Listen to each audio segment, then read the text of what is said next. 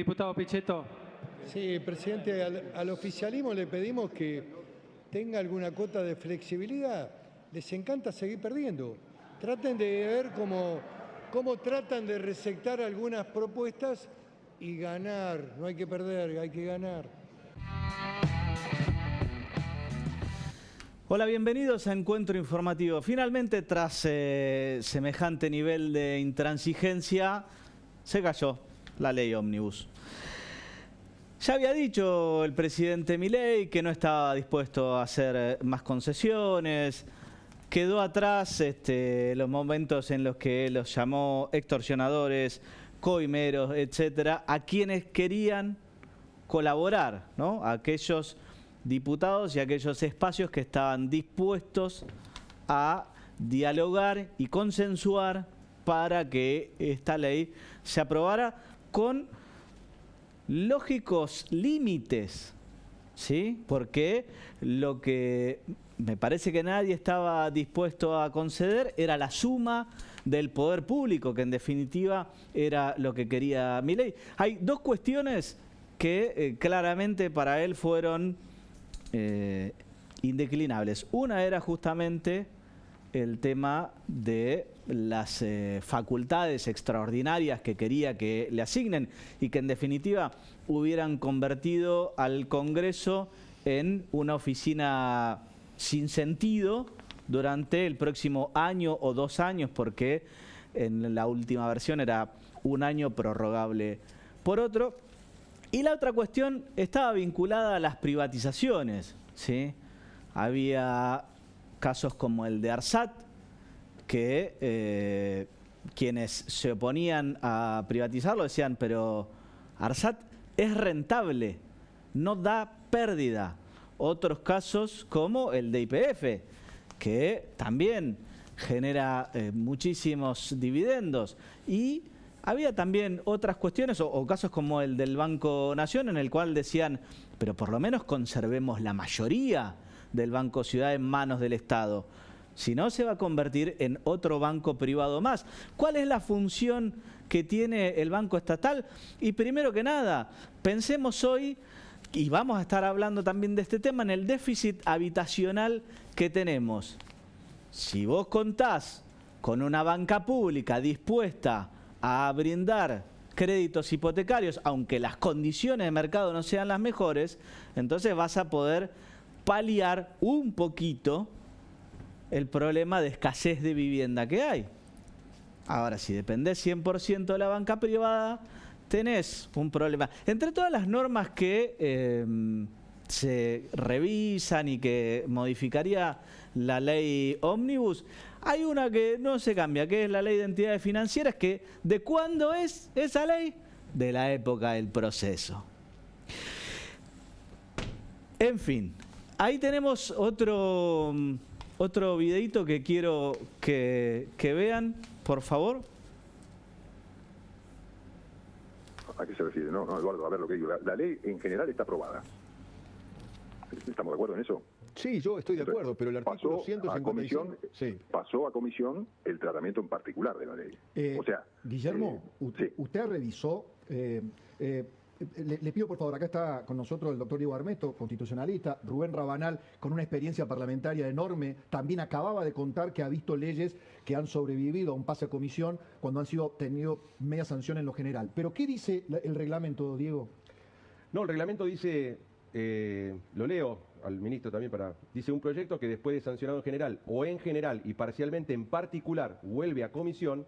Al considerarlo nuevamente la Cámara, se le someterá al trámite ordinario como si no hubiese recibido sanción alguna. ¿Qué artículo de qué? Es el 155 del reglamento de la Cámara de Diputados. Reglamento de la Cámara de Diputados.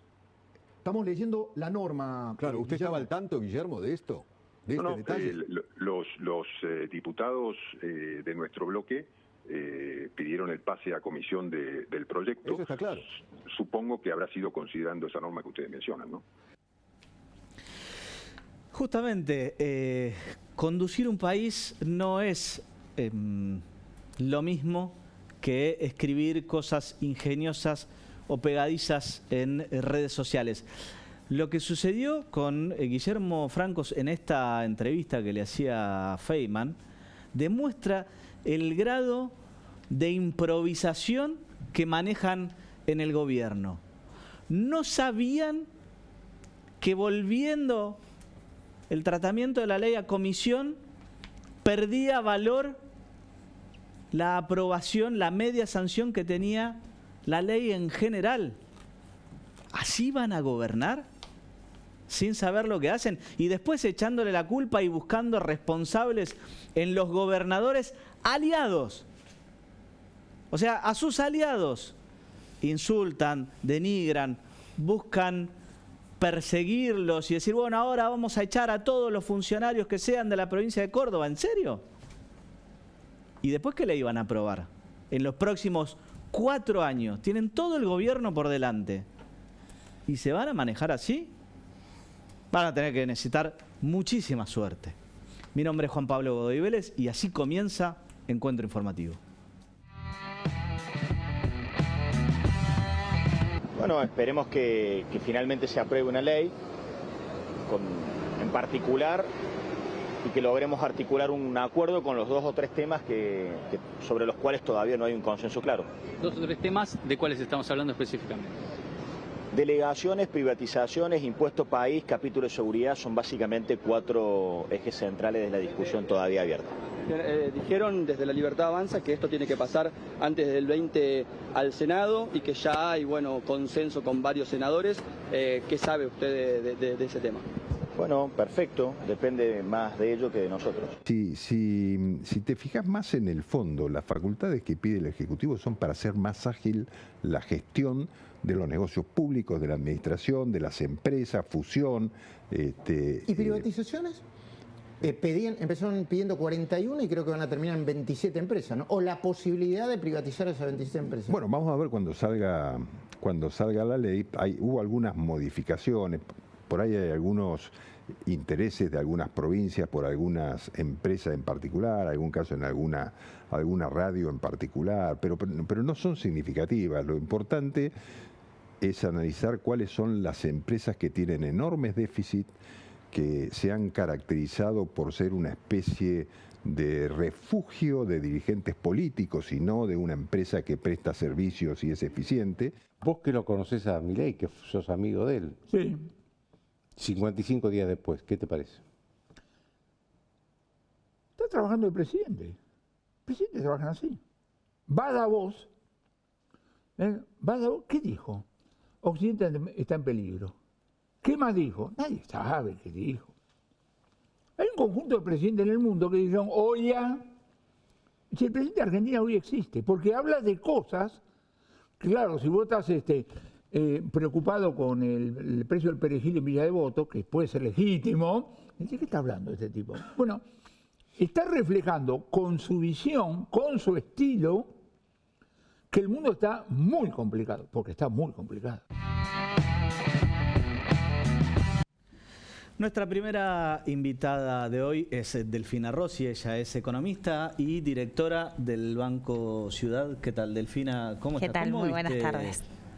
Todo el tratamiento de la ley Ómnibus. Bueno, la verdad que fue un tratamiento muy intenso. Llevamos todo el mes de enero viendo un tratamiento en comisiones que la verdad que fue bastante confuso. Recordemos que se firmó un dictamen de comisión que tampoco se conocía, que fue denunciado hasta penalmente por algunos diputados por haber sido un cheque en blanco, que algunos diputados le firmaban a la mayoría. Luego tuvimos una semana muy álgida de tratamiento de la ley en general, con muchas intervenciones y con una respuesta multitudinaria en las calles, ¿no? Me gustaría resaltar que no solo estuvo el paro general convocado del 24, convocado por la CGT, las OCTA, los movimientos sociales, que fue realmente impresionante la cantidad de gente, no solo en la ciudad de Buenos Aires, sino en todo el país que acompañó, pero también tuvimos escenas de represión, ¿no? Tuvimos escenas de violencia en la calle contra los manifestantes. Me hacía acordar justamente a lo que pasó cuando en el gobierno de Macri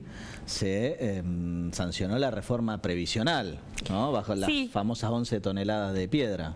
Sí, me parece que tuvo algunas características distintas que a mí me preocupan muchísimo, como fue la persecución en los alrededores del Congreso a manifestantes que se estaban desmovilizando, que vimos que de repente con la complicidad de la policía de la Ciudad de Buenos Aires hubo cierta represión y está siendo denunciada por un montón de organismos de derechos humanos y de defensores, pero fue realmente un debate que me parece que nos tuvo a todos y a todas muy alerta, donde increíblemente veíamos a esta oposición dialoguista diciendo, a pesar de que nos dicen cosas feas, los vamos a acompañar.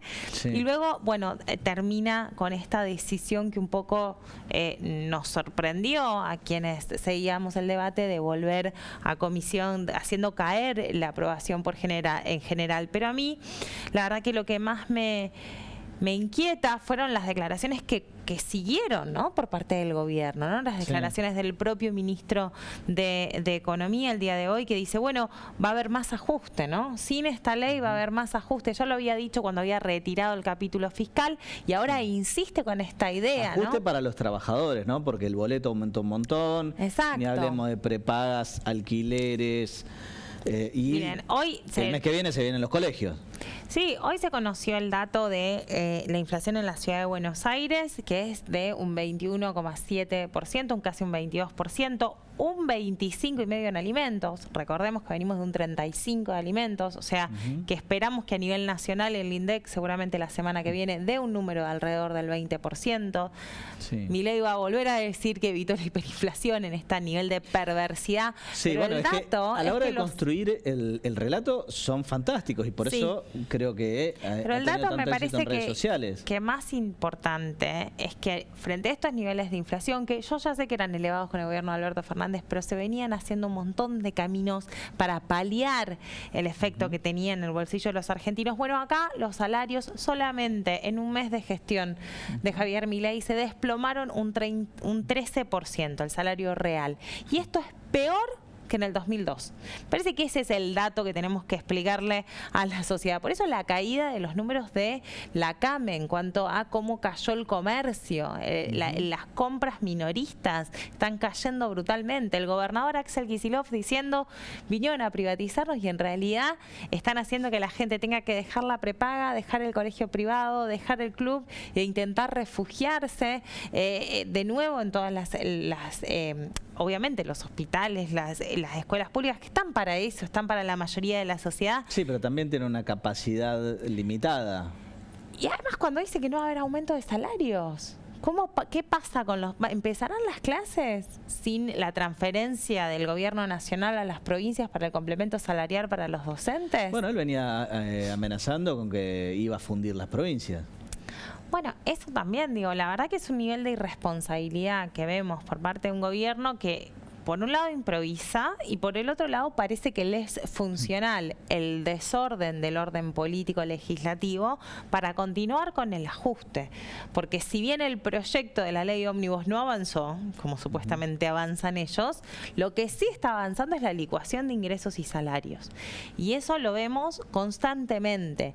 Y, por ejemplo, no avanzó el capítulo de privatizaciones, pero ya hay una intervención sobre los medios públicos, ¿no? Que por decreto se designan interventores que tienen en el decreto la finalidad supuestamente de optimizar los recursos del Estado, que sabemos que es una manera de ir desguazando y liquidando las empresas públicas, ¿no? Sí, la ley no salió justamente porque algunos fueron cambiando de posición, algunos diputados fueron cambiando de posición mientras se iba tratando en particular. ¿Por qué pasó eso?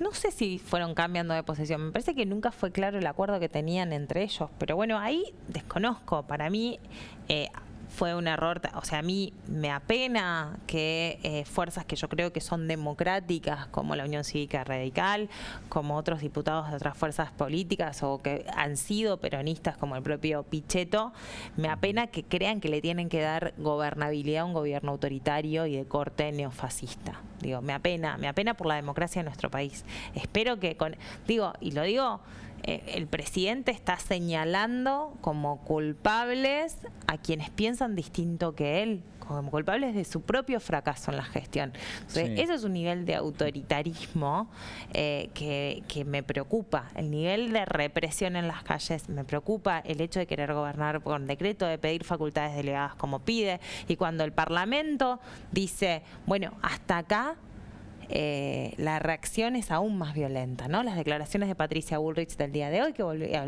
volvimos a escuchar, bueno, si no funcionó por el plan A, iremos por el plan B. ¿Cómo se maneja la comunicación oficial?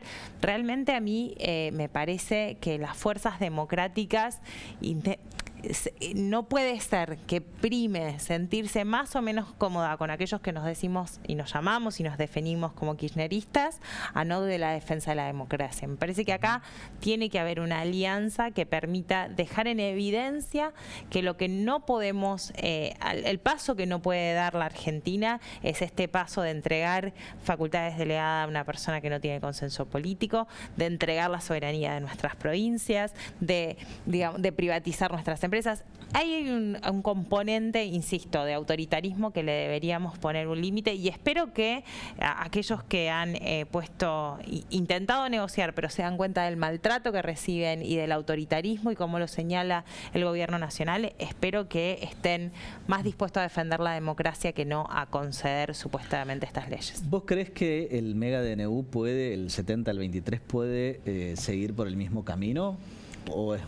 ¿O por justamente el procedimiento que tiene, que tendrían que rechazarlo ambas cámaras, va a quedar vigente? Me parece que lo primero que tiene que suceder es que la vicepresidenta tiene que acatar el reglamento del Senado y convocar a la sesión, ¿no? Digo, porque el bloque de Unión por la Patria pidió una sesión y los senadores así lo informaron para tratar el DNU como corresponde, porque la Constitución permite su tratamiento si no ha sido tratado en la bicameral luego de determinado tiempo que ya está cumplido. Sí. Entonces me parece que lo primero que tenemos que denunciar es que acá, de nuevo, de una forma autoritaria, la vicepresidenta de la Nación no está convocando al Senado cuando su reglamento así lo requiere. Entonces, insisto, me parece que acá las fuerzas democráticas, políticas, tienen que dejar de lado diferencias menores y ponerse a defender lo central y lo importante. Más allá de que luego demos un montón de debates sobre cómo mejorar la vida de los argentinos y las argentinas, que yo creo que efectivamente tenemos que todos desde los arcos políticos tomar nota de que fueron unas elecciones donde la sociedad demostró su hartazgo, su cansancio, su malestar en un montón de cosas que tienen que funcionar mejor, ¿no? Yo creo que eso nadie lo está poniendo en discusión, pero no es con esta vía autoritaria, ¿no? Muy bien. Ahora te voy a invitar a que veas un informe. Dale. Y seguimos.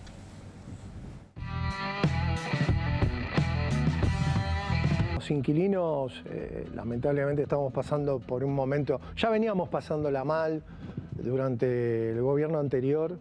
La ley de alquileres lo que hacía es contener el tema de los 3 años, que en realidad, ¿por qué los 3 años? Por el tema de los chicos. Yo tengo chicos en mi caso. ¿Cuántos hijos tenés vos? Tengo 4, pero uno ya vive con la mamá, digamos, no vive conmigo. Sí.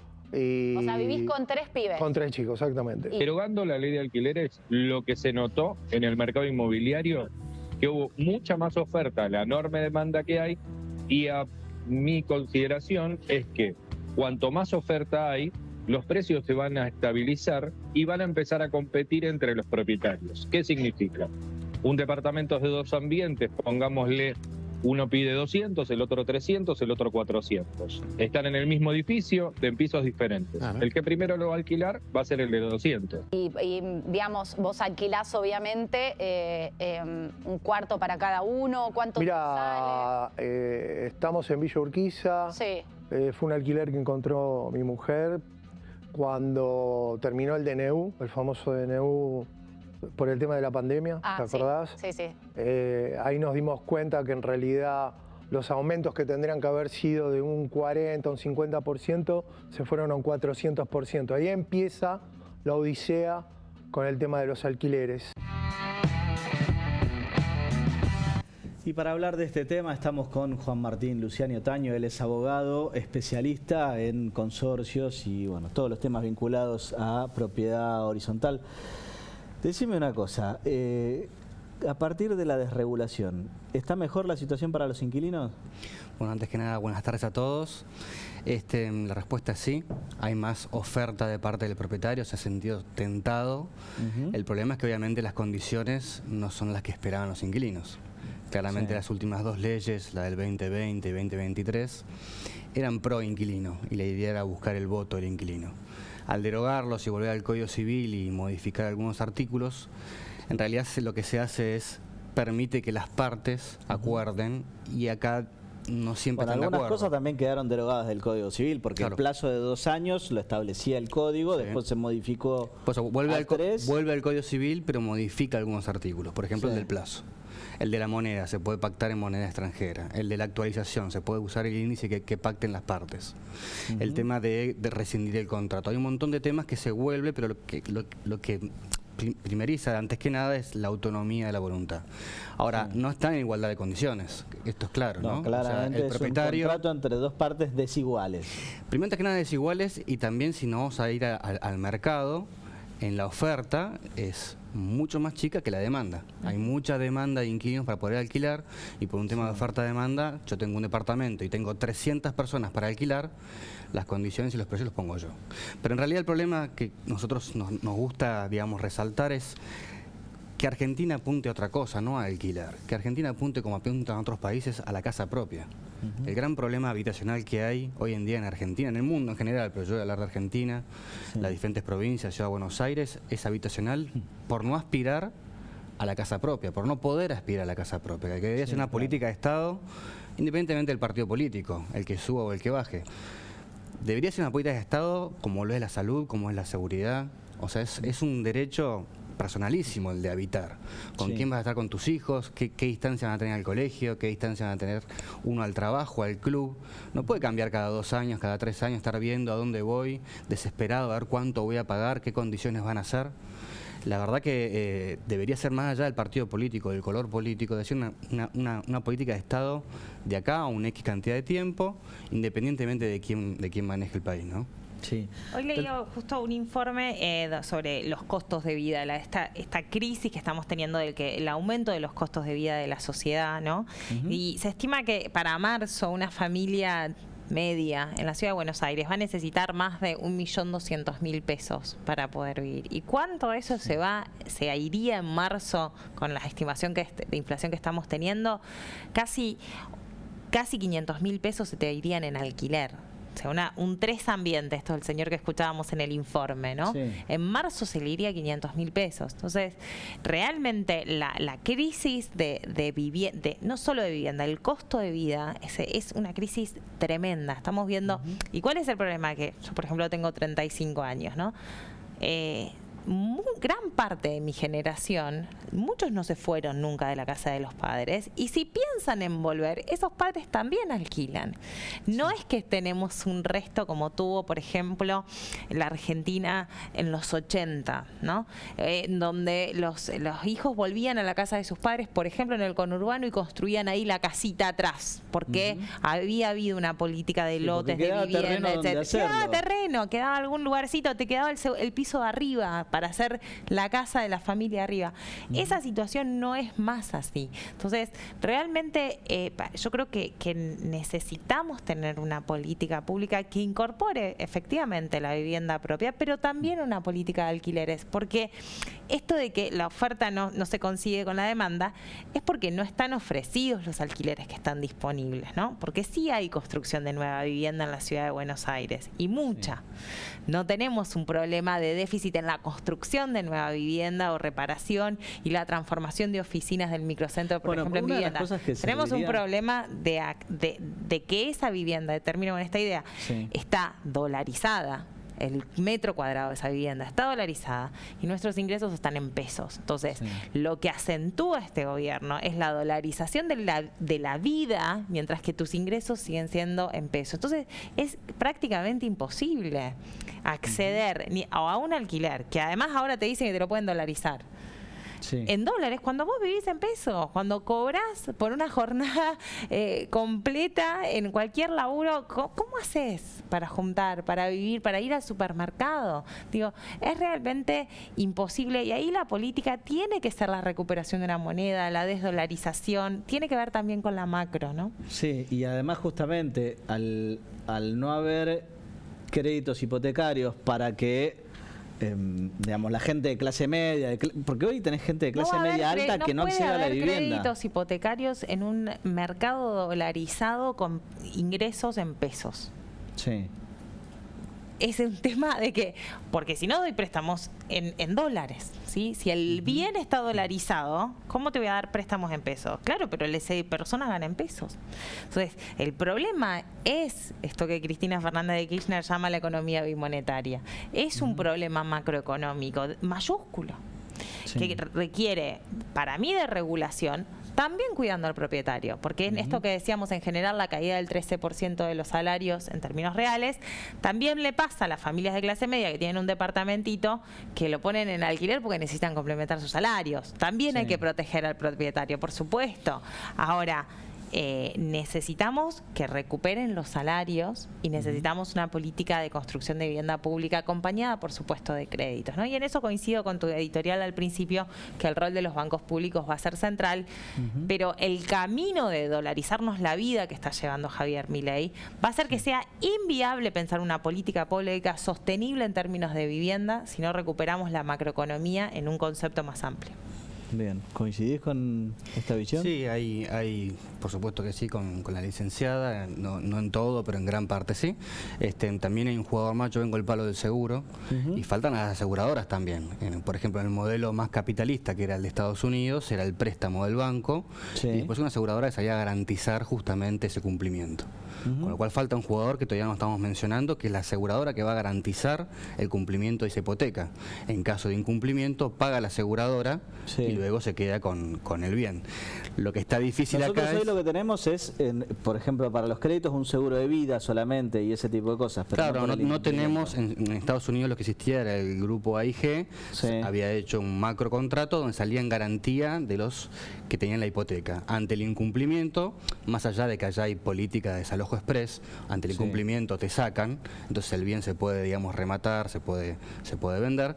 El banco de la hipoteca se garantiza mientras una aseguradora, ante el incumplimiento la aseguradora paga al banco y ejecuta, digamos, la hipoteca, que allá hay, al haber desalojo express, que acá no hay, o hay pero no se implementa, es la parte que más se complica, digamos. ¿Cómo haces para...? Que es un tema social, ¿no? Argentina no está muy de acuerdo en desalojar a las familias. En Estados Unidos tiene sentido eso porque no tenés una banca pública como la que tiene la Argentina.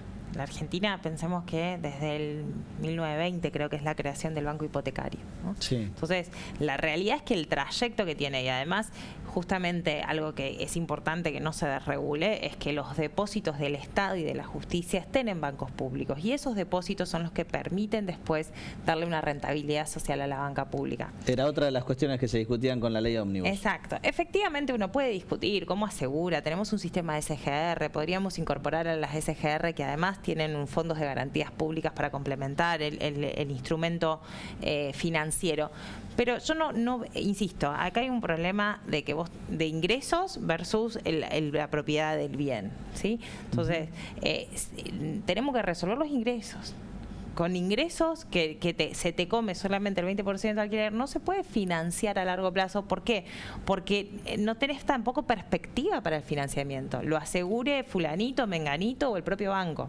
No es un problema de asegurar el crédito. Para eso está la banca pública. Yo en eso creo plenamente en las funciones de la banca pública. Es un tema de que no tenemos perspectiva de cuánto va a valer esa casa y cuáles van a ser los ingresos de esa persona en 20 años. ¿Cómo haces en Argentina hoy para tener una predicción macroeconómica? Por eso es tan importante la discusión de sustentabilidad macroeconómica. Y lo que vemos hoy es un escenario donde Caputo está licuando ingresos, licuando tasa, donde te sobran 100.000 pesos y no los puedes ahorrar en un plazo fijo, porque estás perdiendo 20% de tasa en el plazo fijo.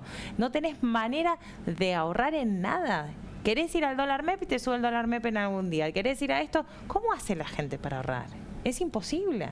Entonces, el problema es estabilizar la macroeconomía y ahí vamos a poder escalonar los créditos de la vivienda. Es como muy complejo si no pensarlo. Si no está haciendo la vivienda el negocio del 1% que se mueve en dólares, se maneja en dólares, compra y vende en dólares. No va a ser posible acceder para nadie si no se soluciona un tema de ingresos y de recomposición del salario y de los ingresos de los argentinos. Delfina, clarísimo. Gracias. Muchísimas gracias. Ahora tenemos que ir a un breve corte y enseguida volvemos.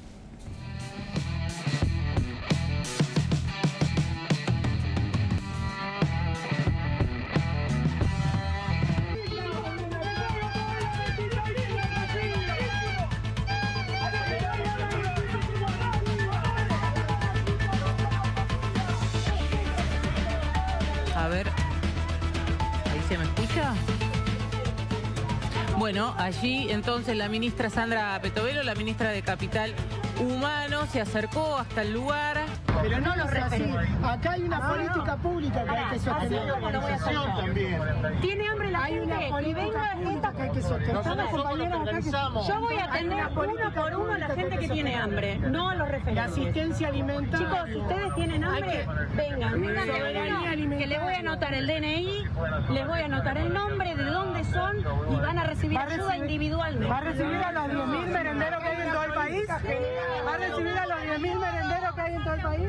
Bueno, ahí está lo que hacía la ministra. Ahora vuelve a aparecer Petovelo y se dirige a la gente que estaba ahí y plantea hablar directo con quienes tienen hambre y diciendo no voy a hablar con referentes. Hay un reclamo recurrente de comedores, merenderos. Exacto. Respecto de la comida. Algunos ya lo venían diciendo en el final de la gestión de Alberto Fernández, diciendo que no les estaba llegando la comida.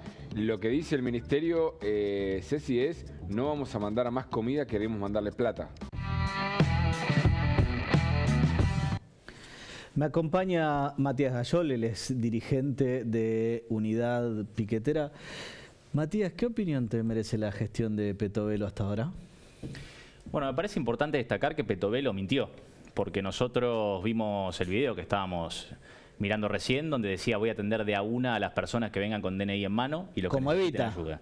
Como hacía Evita, ¿no? Sí. Bueno, totalmente mentira, porque estuvimos hace pocas horas junto a la UTE, Barrios de Pie, en el marco del lunes pasado, haciendo una fila contra el hambre, más de 25 cuadras de personas que asisten a comedores y merenderos. Referentes de comedores que conocen la necesidad en los barrios populares y no recibió absolutamente a nadie.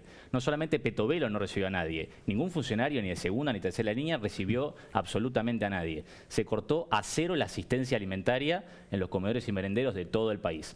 Es decir, que cuando Javier Milei dijo que la billetera de Capital Humano iba a ser la única billetera abierta del gobierno para asistir a los caídos, mintió y Petovelo también miente.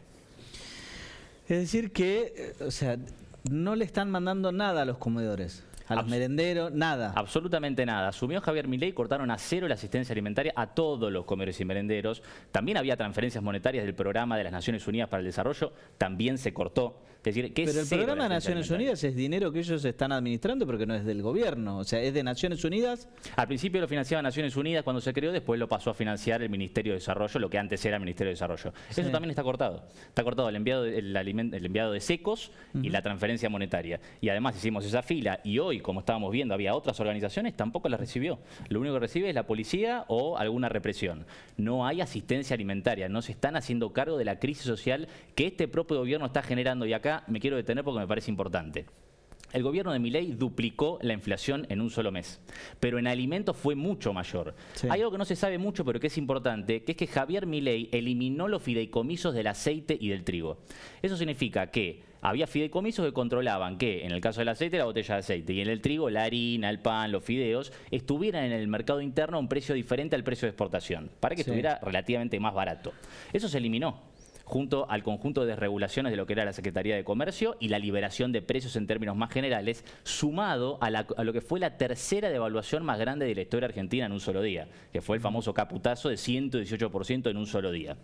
Todas esas políticas generaron una aceleración de la espiral inflacionaria. Es decir que Milei, si bien es evidente que tenía una determinada herencia inflacionaria del gobierno anterior, sus medidas no hicieron otra cosa que acelerar la inflación de forma brutal. Le miente al pueblo con lo del 15.000% de inflación plantada, que no explica de dónde lo saca, no hay un informe económico que lo explique. Y con esa mentira le mete y le enchufa al pueblo argentino una serie de medidas que agravan la crisis social. Y encima, en ese marco, siendo responsable de esta crisis alimentaria, de esta pérdida del poder adquisitivo de la cual hablaban recién, que es histórica en 2 meses, además le corta la asistencia alimentaria a los comedores. Y hay una cosa más que es muy importante, y Juan Marino, como diputado nacional, lo decía ayer en la Cámara de Diputados en calidad de cuestión de privilegio. No solamente le cortaron la asistencia alimentaria a todos los comedores y merenderos de Argentina, y las transferencias monetarias, todo, está en cero todo, sino que además le cortaron también, desde que asumieron, la medicación a personas con enfermedades graves y la medicación y el tratamiento a niños con cáncer en la Argentina. Sí, suspendieron la Cerraron la oncológica. DATSE, exactamente. Y hoy hablaba con trabajadores del Ministerio que dicen que en las puertas de la DATSE, que es esta oficina que atiende los casos urgentes, volvió a abrir las puertas, pero que igualmente no hay circuito administrativo. No están nombrados los funcionarios del Ministerio de Capital Humano. O sea, no hay nadie en condiciones de firmar y aprobar ninguna orden de compra, ni de pago, ni nada. Exactamente, volvieron a abrir las puertas, o sea que se reciben los pedidos, pero no hay circuito administrativo, no hay funcionarios, no está el presupuesto. Es decir que es lo mismo que nada, los atienden, pero no hay respuesta ni siquiera para los nenes con cáncer en este país. Esta es la gravedad, esta es la crueldad y el sadismo que tiene este gobierno. Bueno, pareciera que es una política de eugenesia, ¿no? Es una política deliberada. Yo creo firmemente que son malas personas. No es solamente una cuestión de que su política y su plan económico, que en realidad no conocemos porque este gobierno no ha mostrado frente a la población ningún plan económico como tal, solamente son medidas de ataque a los trabajadores como son el DNU y la ley ómnibus, que por suerte ahora se cayó. Solo conocemos un plan de ataques, pero no hay un plan económico, no explican, no, tampoco lo fue a explicar el ministro de Economía al plano de comisiones. No hay un plan. ¿Ustedes tuvieron la oportunidad de trasladarle algún petitorio, algo a Petovelo o no los recibió de ninguna manera? Nos ha recibido gente de la Secretaría de Niñez y Familia, una serie de organizaciones, y estamos llenando algunas planillas para poder incluirnos a los programas que ya existen, como el programa Alimentar Comunidad o el propio PNUD. Pero el problema, insisto, es que uno puede llenar todos los Excel y todas las planillas con los datos de los comedores, de la gente. Ahora Capital Humano lanzó el día de ayer también un mail para que los comedores envíen sus datos de forma suelta, además del Alimentar Comunidad, del PNUD, etcétera. Pero si objetivamente no están nombrados los funcionarios y no está el presupuesto, y del poco presupuesto que tienen activo, como venimos viendo en el seguimiento público del presupuesto, tampoco se ejecuta, si no hay ningún funcionario que firme, es en vano. Hay un vacío gubernamental en el ministerio. No funciona. Sí. Entonces es muy grave la situación. Es de abandono completo. Ahora, ante esta situación de abandono, ¿qué es lo que crees que va a pasar justamente con la gente más necesitada? Porque imagino que los comedores van a hacer todo lo posible por mantenerse funcionando, pero lo que van a poder brindar va a bajar muchísimo. Sí, mira, te quiero contar un relevamiento a nivel nacional que nosotros, comunidad piquetera, terminamos hace un poquito menos de 15 días, contando cuántas más familias empezaron a venir a los más de 170 comedores y merenderos que nosotros centralizamos y administramos comunidad piquetera en 10 provincias del país. El resultado, digo, que desde fines de noviembre hasta hace un poquito menos de 15 días, donde cerramos el relevamiento, este informe, aumentó en un mes y medio más de 50% la cantidad de familias que asisten a comedores y merenderos. Ese es nuestro relevamiento, que en un mes y medio, casi 2 meses, es gravísimo, más de 50% de familias. Pero Daniel Menéndez de Barrios de Pie, por ejemplo, que también tiene mucha militancia a nivel nacional, hablaba de un 80%. Hubo organizaciones religiosas con las cuales estamos en contacto. Por ahí eso en el AMBA se ve, digamos, más acentuado. Totalmente, pero es un fenómeno a nivel nacional. Ahora, esto es un caldo de cultivo para que la delincuencia se incremente considerablemente. Sí, de hecho, me acuerdo ahora, lo hablaba hace poquito con Nidia de Presidente Perón, que también hay comedores acá en zona sur de la provincia de Buenos Aires, que contaba que hay más choreo en el barrio, objetivamente. Y me lo dicen varios compañeros de Pilar, de San Juan, recordando ahora anécdotas de compañeros que me cuentan. Jorge de San Juan, de la localidad de Chimba, tuvo que cerrar el comedor, porque tenía un comedor que lo sostenía con algo de mercadería que recibía y con algo de plata que le sobraba de su propio sueldo, sostenía el comedor. Claro, él mismo ya no tiene resto, tampoco recibe la mercadería, no le queda otra que cerrar el comedor. Es decir, no es solamente los comedores que no dan abasto con la fila de personas que se acrecenta todos los días, sino comedores que incluso directamente tienen que cerrar. Y un problema grave también en los barrios populares es el tema de la garrafa. El 46% de los hogares de Argentina funcionan a garrafa, no tienen gas natural. La garrafa fue literalmente lo que más aumentó de todo. Pasó de 3 lucas a fines de noviembre a hoy estar entre 13 y 15 lucas. Aumentos del orden del 300% o un poco más. Y sumado al aumento brutal de los alimentos más elementales, la botella de aceite más de 250% de fin de noviembre. Estaba 700 pesos, hoy está 2.700 pesos. El arroz 2.300 pesos a 2.500. todos los alimentos más elementales que más se usan en las familias y en los comedores y merenderos, es precisamente lo que más aumentó por medidas de liberación de precios y, como usted comentaba, la eliminación de esos fideicomisos que en particular controlaban el precio de esos alimentos. Es muy grave. Matías, te hago una pregunta. ¿No te parece un poco contradictorio que, por un lado, la ministra rechaza las representaciones de las personas, en este caso de escasos necesidades, como las organizaciones sociales, que no los quiere atender a sus representantes, y les pide que vengan personalmente con su DNI? Y por otro lado, vos mencionabas que sí lo están atendiendo a ustedes a través de los correos electrónicos. O sea, no se entiende, o los quieres atender o no lo quieren atender. O sea, ¿cuál es tu visión con respecto a esto? Mira, primero que en las últimas horas vimos cómo la ministra efectivamente se reunió con representantes de organizaciones religiosas, que son representantes de organizaciones religiosas. Es decir, que algunos representantes de determinadas organizaciones sí les da cabida, pero otros no. O sea, en realidad, objetivamente, ya se reunió y anunció que bajaba no sé cuánta plata para una serie de organizaciones religiosas. O sea, que en realidad es una cuestión de discriminación política, evidentemente. Y aparte hay otra cuestión. Es inviable el criterio de atender uno por uno. Objetivamente inviable. Primero porque la enorme mayoría de los comedores y merenderos de Argentina están nucleados en organizaciones sociales, piqueteras, religiosas, o si no, coordinan con los municipios. ¿Petovelo qué pretende? ¿Prescindir de los municipios en la Argentina? Que es el además error que tenemos una superficie un poquito considerable como para que la gente se mueva y los pueda atender de a uno. Ahora tenemos que cambiar de tema. Matías, muchísimas gracias por venir. Los invito a ver primero este informe.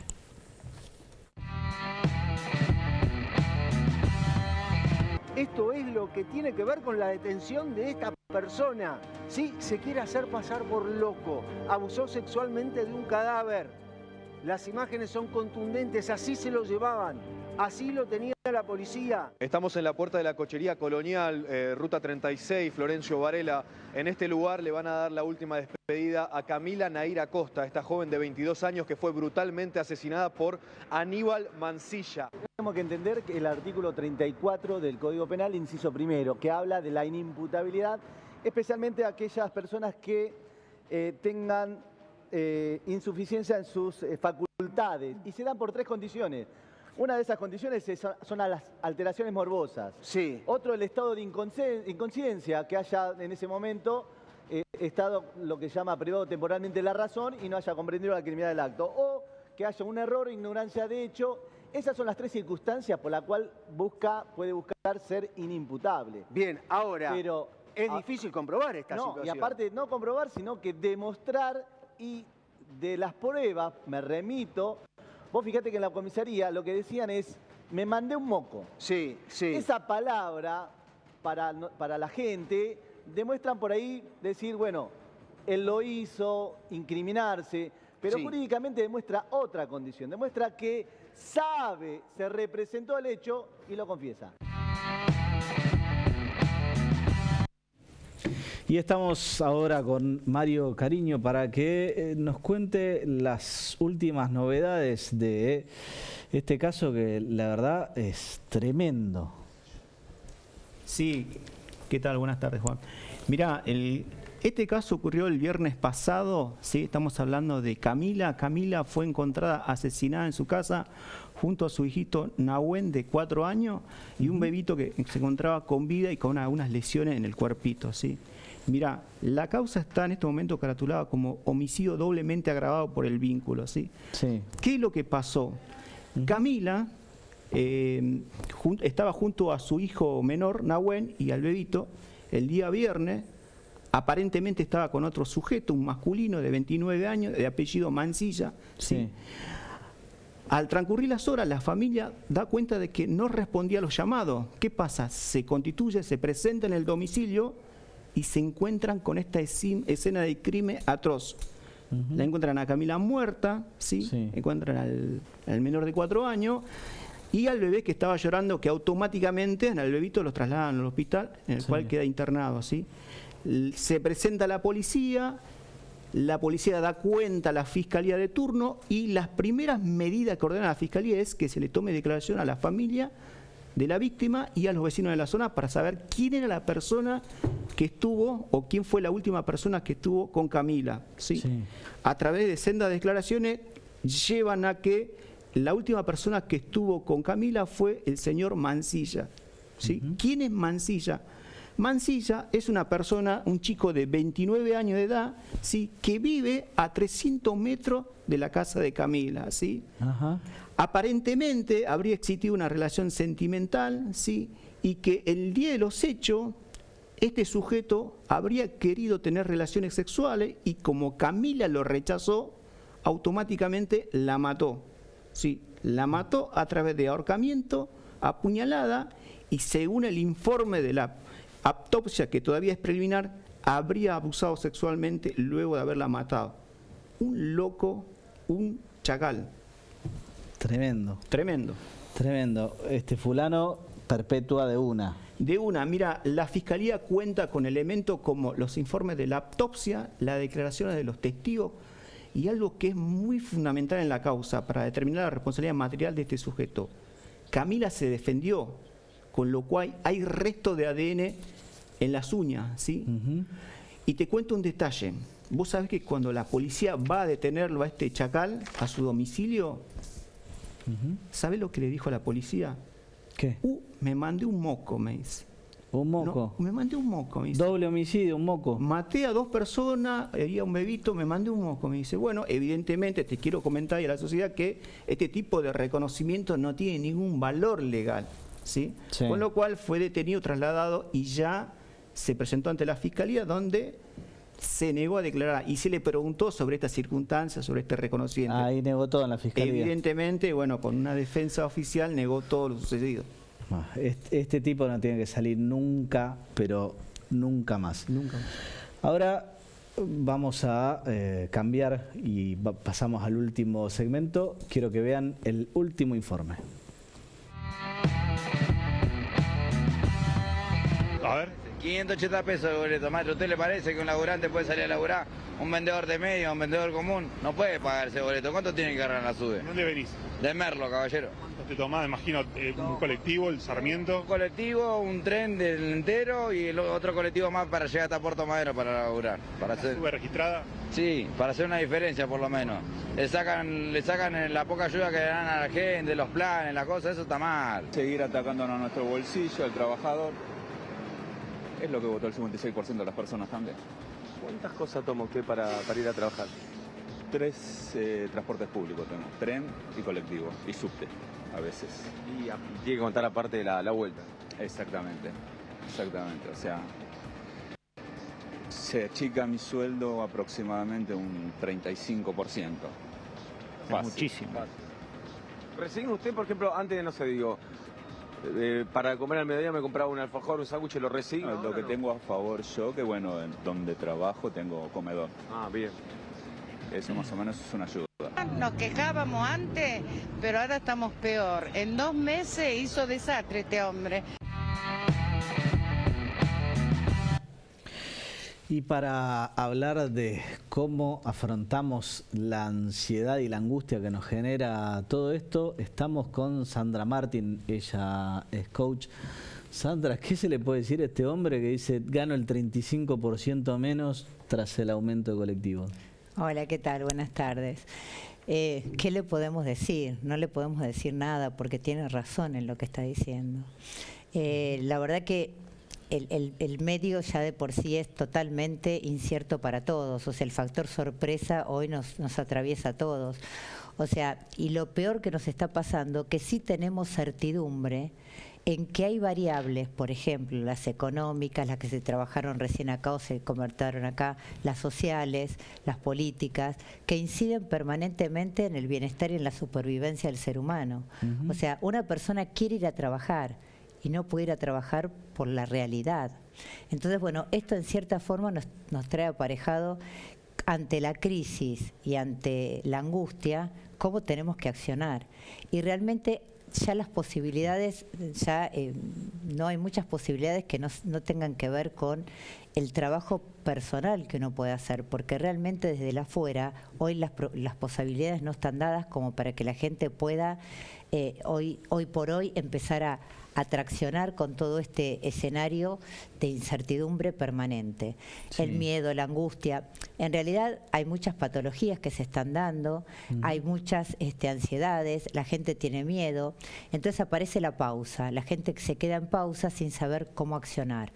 Y después de la pausa, ahí sí viene la invitación a acciono. Pero ¿cómo acciono? Si el contexto es caótico, el contexto no me está dando la oportunidad, quiero hacer las cosas y no puedo. Estoy en una realidad en la cual las posibilidades son escasas y los recursos son escasos. Entonces soy yo versus lo que sos vos. Y ahí aparece la supervivencia, aparece el miedo, aparece la nostalgia, aparece el fracaso y enfermedades mucho más crónicas a lo largo del tiempo. Recién estaban hablando también de problemas de salud. La salud es otro de los factores inciertos para las personas. El tema inflacionario, bueno, realmente hoy por hoy las personas tenemos miedo a lo que se nos avecina. A lo que se viene. ¿Qué trabajo podemos hacer? Justamente vos hablabas, bueno, la salida la tenemos que buscar desde adentro. ¿Qué trabajo interno podemos hacer para convivir con toda esta incertidumbre sin que nos haga colapsar? Porque esto que vos decías de, bueno, aparecen todas las patologías y la gente que, bueno, que empieza con bueno, los ataques de ansiedad y cosas por el estilo. ¿Qué es lo que se puede hacer como para, bueno, a pesar de todo este contexto, tratar de armonizarse? De armonizar. La primera palabra que nos aparece a nivel social es no sé. Viste que la gente te dice, no sé qué hacer, ya estoy colapsado, no sé. Bueno, ante no sé, empiezo con la pausa. Y a partir de la pausa empezar a ver las fortalezas que cada uno de nosotros tenemos. Uy, se cayó. Perdón, se cayó. La cantidad de fortalezas que todos tenemos, porque realmente somos una sociedad que estamos acostumbrados lamentablemente a vivir en estos estados caóticos. De crisis permanente. De crisis permanente. Entonces el factor de la sorpresa sería lo contrario a la crisis. O sea, la incertidumbre trae aparejado ya un componente netamente negativo. Si yo hablo de sorpresa, hablo de un componente por ahí un poco más positivo. Entonces, yo lo que diría es, como regla mnemotécnica, decir, empezar a trabajar aquellos aspectos positivos que tenemos, ser valientes, porque hay que ser valiente para atravesar estos estadios que estamos hoy surfeando en la actualidad. Empezás también a darle importancia a aquellas cosas que son urgentes y necesarias y no pararnos desde el umbral de no puedo, no sé, esto no va a salir adelante. Y sí hemos atravesado un montón de situaciones ya de turbulencia. ¿El pensamiento negativo te genera la profecía autocumplida? La profecía autocumplida. En general, muchas veces la generamos nosotros, la profecía autocumplida, pero sí, tiene que ver, está arraigada a cómo nos contestamos internamente a esas conversaciones internas que tenemos y cómo nos contestamos. Si yo hablo desde lo positivo, en realidad no es que mi vida va a ser positiva, pero sí ya estoy generando un espacio de pensamiento en la oportunidad, no en la amenaza. Entonces no me quedo anclado en la amenaza, sino me quedo anclado en la oportunidad. Y ya cambia sustancialmente, pero cambia también el modelo de lenguaje, de un lenguaje netamente descriptivo, no puedo, no sé, no acepto, a un lenguaje netamente generativo, en el cual la acción va en función a lo que voy pronosticando. Entonces ahí me cambia también el accionar desde la emocionalidad.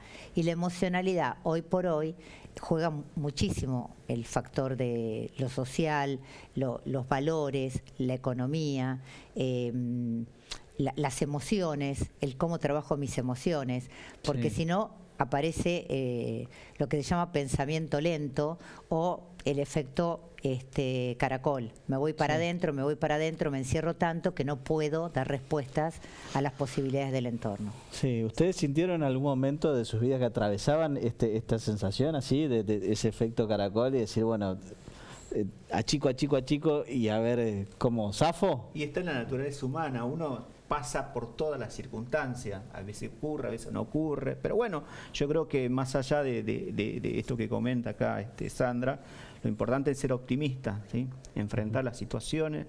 Yo sé que es duro, doloroso, los precios suben, los salarios no están a la altura de lo que uno quisiera, pero bueno, la cuestión es seguir hacia adelante y ser persistente en lo que uno busca. Sí. Argentina es un país hermoso y con gente hermosa y nos vienen incluso a estudiar desde afuera Porque estamos constantemente en cambio. Es impresionante cómo el argentino tiene crisis económica, política, habitacional, de salud, de seguridad. Que en otros países no existe esta locura. Entonces tenemos tanta cadera para el cambio, porque vamos a la derecha, vamos a la izquierda, arriba, abajo, todo el tiempo, que no nos llamaría la atención que tengamos líderes en diferentes partes del mundo, en diferentes temas, y son argentinos. El Papa es argentino, la reina de la corona más poderosa del mundo es argentina, el mejor jugador de fútbol es argentino, y así empiezas a nombrar, y es porque tenemos características que, si bien obviamente vivimos en estado de guerra, aunque no estemos en guerra, es como que estamos preparados para, como decía el compañero, con positivismo, salir de situaciones complicadas, como puede ser económicas, políticas, sociales. Estamos constantemente, desde que uno ve la historia de Argentina, en conflicto, y en realidad no hubo guerra con nadie. Pero fíjate vos ves eso cuando haces digo, por ahí, yo sé que participás a veces de eventos internacionales entre coach y demás. ¿Vos ves eso en la idiosincrasia del argentino? Le llama la atención profundamente cómo nosotros trabajamos la incertidumbre y trabajamos la angustia y trabajamos el manejo de estas emociones negativas y tratar de reconvertir escenarios. Le llama poderosamente la atención por estas cosas que ustedes están nombrando y también porque a nosotros nos atraviesa como personas. O sea, en lo personal, cada uno de nosotros nos pasa esto, el colegio de tu hijo que empieza ahora en marzo. Sí, que no sé cuánto me va a salir, no tengo ni idea de... Bueno, pero hoy empezaste comentando eso, el colegio de tus hijos, el tema de los medicamentos, en el caso personal de mi madre, con qué me voy a encontrar, con la suba de los medicamentos, en el caso de la asistencia, en el caso de los alquileres. Que eso de alquileres es muy fuerte. Vos dentro de 2 años no sabés dónde vas a vivir. Exacto. Y no sabés si vas a poder pagar. Y uno proyecta en un escenario a corto plazo. Entonces tu escenario a corto plazo hoy se ve un poco opacado, ¿no?, por las circunstancias, pero no obstante somos bastantes de ponerle coraje y corazón positivos a las cosas. Muy y eso, ese es el mensaje. Sandra, muchísimas gracias. gracias. A vos, Juan Pablo, a ustedes. Mario, llegamos al final de este programa, así que nos vemos la semana que viene con mucho más encuentro informativo. Gracias por estar ahí.